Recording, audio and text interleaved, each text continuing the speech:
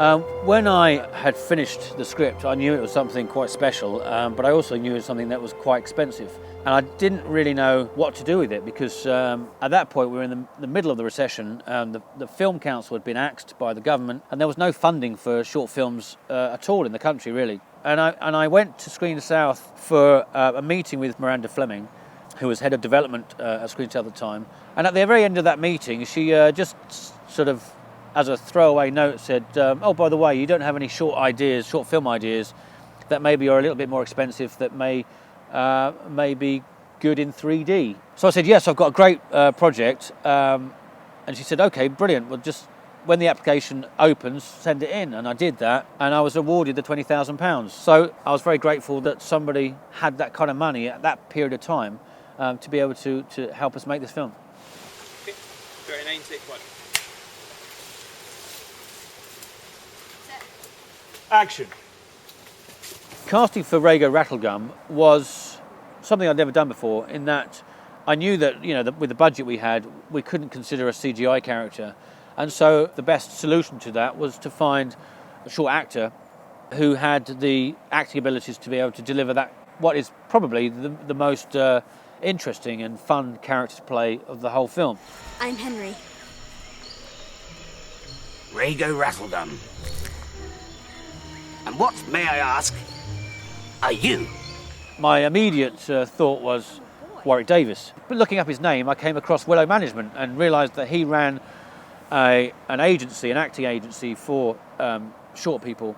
And on their website, they had videos of everybody just introducing themselves. My name's Maxwell Laird. I'm from originally a place called Farnham, which is in Surrey. He was very much wanting to get into acting and have a permanent career in acting. And he was had a very sort of down-to-earth kind of attitude. And I just thought, he'll be fun on set, and I think I'd get on with him. And that was it. And from my point of view, great. We had him and was looking forward to him to come on set.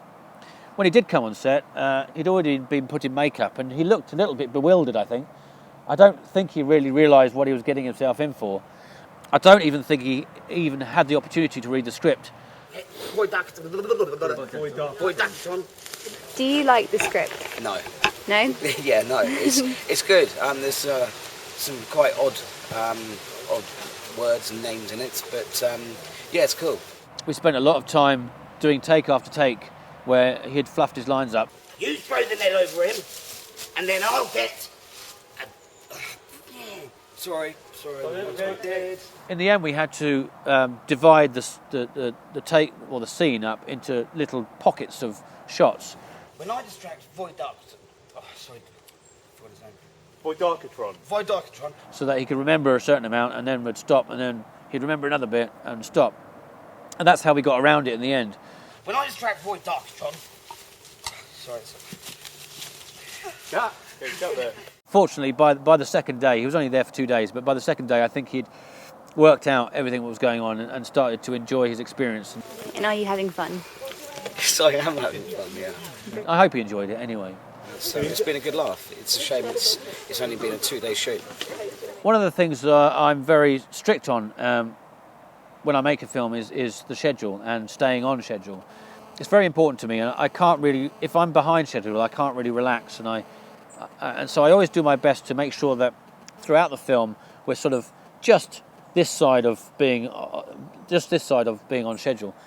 And with Henry Bramble, I thought if we only got 3 days to shoot this film, then we really need to be ready to shoot straight away as soon as we come onto set.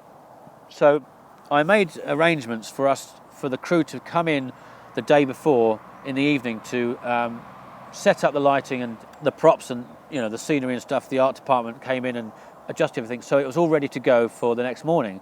Unfortunately, the camera department got stuck in traffic. I don't know quite whether it was on the M25, but basically they were in a traffic jam for probably about 3 hours, and by the time they arrived at the location to pre-light this scene, we had to leave the location and nothing was done. So all that lighting setup, which always takes a long time when it's your first shot, everybody is just getting into their roles and stuff. By the time we had that first shot in the camera, we were probably 2-3 hours behind schedule, and so that stress stayed with me for the whole 3 days because we were never able to catch up. 11, take 1. One of the jobs of a director where you get most satisfaction, or where perhaps you distinguish yourself from other directors, is the ability to get the right performance that you want. With Henry Bramble, I was restricted enormously with that, where often I was only able to do one take wonders, they call them. Literally, because we had so little time, if nobody fluffed their lines, if there was nothing technically that went wrong, I had to go with it and move to the next scene. Now, Henry, now. Cut. So fine, move on. Move on, please. That must also have been very frustrating for the actors too, because they wouldn't have a chance to try out different ways of doing stuff. And if you exclude technical issues where you have to retake, purely in terms of performance, I like to do at least three takes with the actors. I don't really like to do any more than that. Maybe one for the bank, like Robert Altman often used to say. I just like the flexibility of being able to do 2 safe ones and then one sort of experimental one. So you just try something a little bit different that may turn out to be worthwhile in the edit. And I wasn't allowed to do that because of budget and time. From a director's point of view, that was the most difficult thing about the shoot. You don't get the chance to do your job properly. And of course, I still wonder to this day that if we'd had a bigger budget and we'd had more time and I'd been able to have 3 takes for every performance, how much better the film might have been. But we'll never know. Often, when you make a film, the things that you think are going to be difficult end up being easy, and the things that appear to be easy become very hard. And on Henry Bramble, one such shot was the shot where Henry steps back in shock and accidentally knocks the picture frame off the wall of Geoffrey shaking hands with the Queen. When I wrote that scene, it seemed to be fairly simple. You know, you just step back and accidentally nudge something and it falls off. But in reality, that picture frame had glass in, and when it drops, it smashes. And I suddenly had terrible, horrific visions of Archie having deep lacerations on his calves from the glass, and started to panic. And so we used a short lens to compress the depth so that Henry didn't have to step right back against the wall. The art department then fixed fishing line to the picture frame, and on my signal, the first AD signal, dropped the picture out of shot as Archie stepped back. It's all about timing and getting the timing right. And we only had 3 panes of glass, which I thought was a little bit optimistic. How much glass do you have? Do we only get to magic one? 3 panes of glass. Okay. But only 3. But Archie listened very carefully and was very professional about the whole thing. And I think we got it in 2 takes. Rego, what's wrong? No. It just ended up much more complicated than you imagined. So you just have to prepare for everything, really. Quite often, it's only when you actually are on set that you suddenly realise that what you've written many months ago, you've subconsciously taken from another film. And maybe your immediate feeling is that somehow you've plagiarised that. So when scenes come up in your head and you think, I've just taken that from Close Encounters, or that's the scene in Star Wars, or whatever it is, don't be afraid of that. As long as it's literally not a copy of it, then just see it as you're on the right track.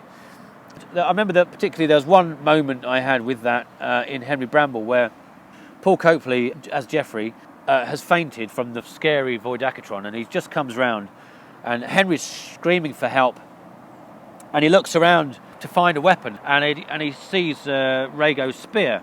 You're scrambling on the floor for something, and then suddenly it's like Henry! Yeah. And his voice, Yeah. It's like, yeah. Oh, exactly. and you can go, Just the right thing. Just what I wanted. yeah. Yeah. Okay. I realised that this was very similar to the scene in Pulp Fiction where Bruce Willis is about to escape from his torture downstairs, and suddenly stops and sees a baseball bat and then a chainsaw and then finally a samurai. And even though it's only a much smaller version of that Pulp Fiction scene, I was very much aware of it, but I didn't care because I knew that it was supposed to be there, and it wasn't copying it at all. It was simply that you're on the right pattern of storytelling, the archetypal story.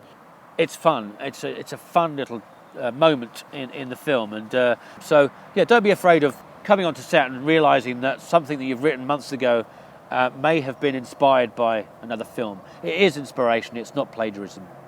The pressure was on for me from the very beginning in terms of we were already behind schedule, and that only got worse. I mean, we had to work into the night. We had to drop a lot of stuff. We missed a lot of coverage that I wanted to get and couldn't get.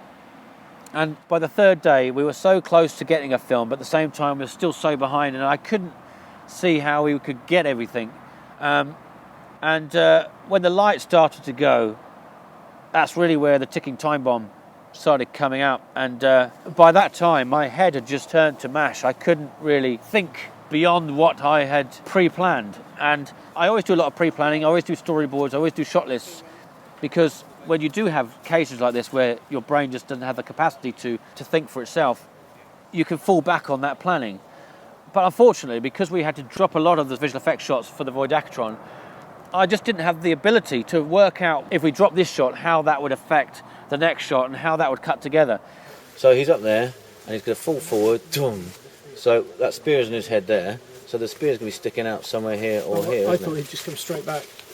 I thought the kilo was sideways towards us, so he doesn't mask all that over there, because if he goes over there volumetrically, you're not going to see them there. Okay. So if he comes back to here, though, right, his body will... Yeah, so... Can I suggest that we've reached a point where... Can we agree that it will work in some sense? No, we've got to just have it on there. Okay. Fortunately, Simon Frame, who was the visual effects supervisor on set, was the one who solved that for me, and he basically said, cut that, do a wide shot of that, do this and do that. And so I really was relying on him to get the shots that we needed for that last few hours of filming. And I think without him, we wouldn't have had a film. When we wrapped on the final day of shooting, I wasn't convinced that we had enough material to make the film that I envisioned. We had cut so much out of the visual effects that I was concerned that it wouldn't cut together properly. And I was aware of the fact that some of the last shots were just literally filmed from a wide, and there was very little coverage of those scenes. And I was deeply concerned that because of that lack of coverage and the fact that I didn't have the chance to get as many takes in terms of the performance, basically that the audience wouldn't have the emotional response that I wanted from the film. And if I couldn't get that from an audience, then there wasn't really any point putting that film out there to festivals or to audiences, you know.